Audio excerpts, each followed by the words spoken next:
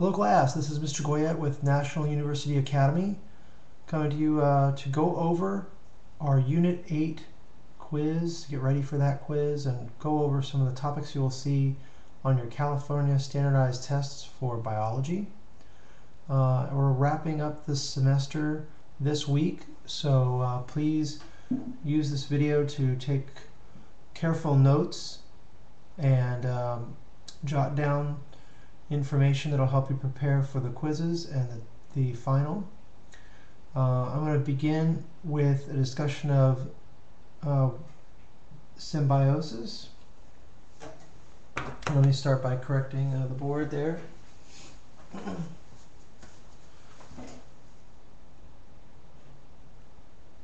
So symbiosis is when you have two or more species live together in close long-term association.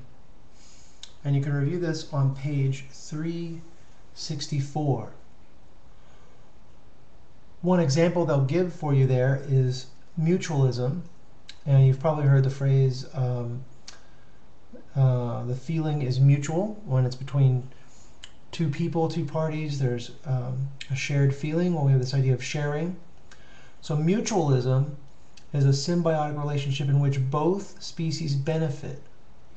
So again, mutualism is a symbiotic relationship in which both species benefit.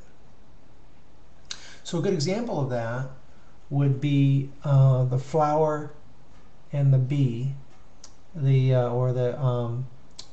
insect that pollinates the flower.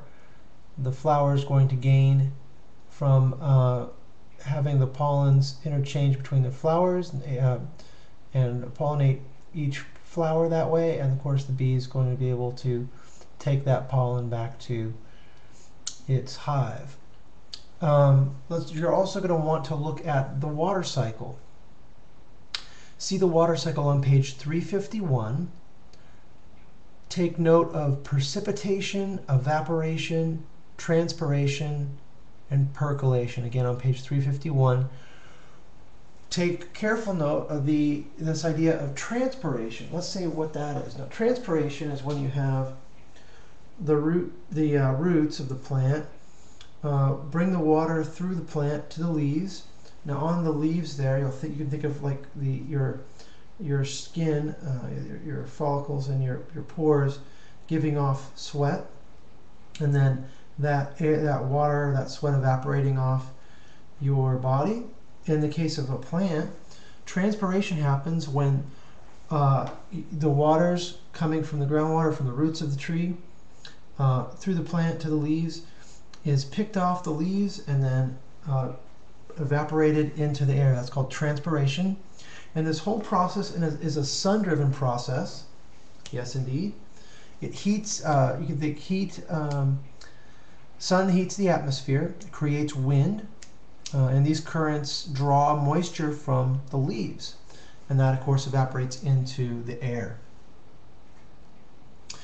Another topic you're going to want to focus in on would be the oceans. Nearly 3/4 of the Earth's surface is covered in ocean water, and of course that's on page 378. Biomes are biological communities which cover large areas of land or large areas. You can see a map of these biomes, and you'll want to take a careful look at the map, at this map on page 372.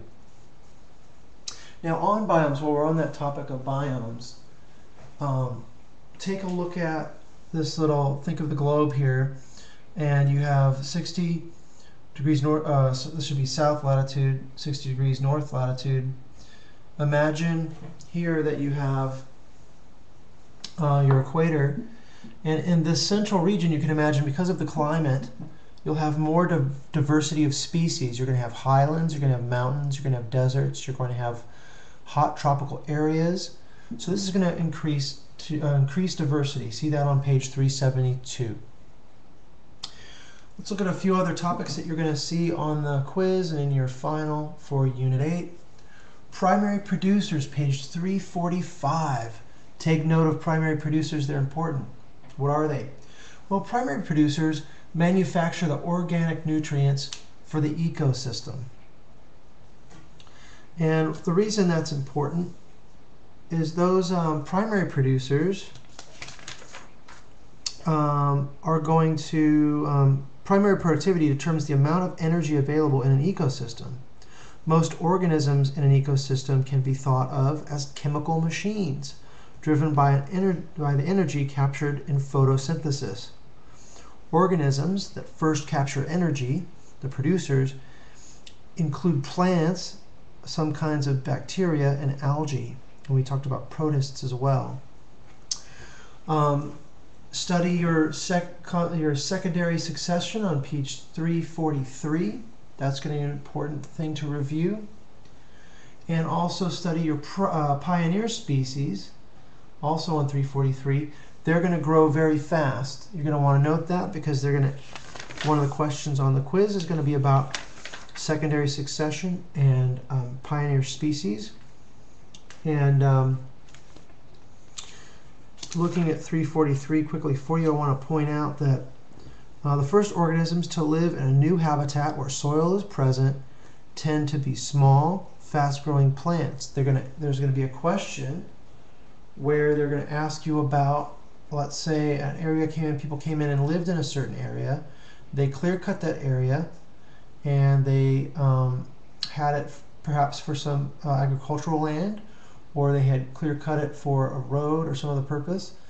Once those people vacate those areas and your livestock and other things are gone, the first species that are going to reclaim that area are called primary, or the pioneer species, and they're going to grow fast in that area. Let's see, other few things to note as you go through your topics on biomes. A biome's structure and appearance are similar throughout its geographic distribution. While there are different ways of classifying biomes, the classification system used recognizes 7 of the most widely occurring biomes. And let's talk about these biomes. You'll see this again on page 372. The biomes are tropical rainforest, savanna, taiga, tundra, desert, temperate grassland, temperate forest, or deciduous and evergreens. Now, the question that's going to come up with respect to biomes is going to ask that you look at that graph on page 372. And it's going to ask you a question about the United States. What kind of biome would you find in the United States or in the central United States? And you're going to see the purples, the blues, the orange, the yellow. And I'll show you a little of that here, if I can. Notice on that chart, the central part of the United States has that temperate grassland area. That question will come up on the test. You may see it on the CSTs as well, or a similar question.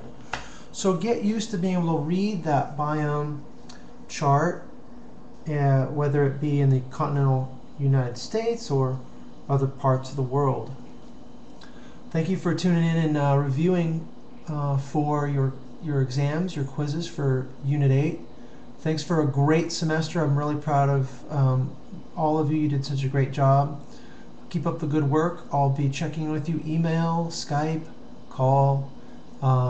Get in touch any way you can so we can wrap up the semester with a nice push towards the best grade we can. So call in, and if you have any questions, Skype, and of course, and I'll see you in class tomorrow. Thank you. Bye.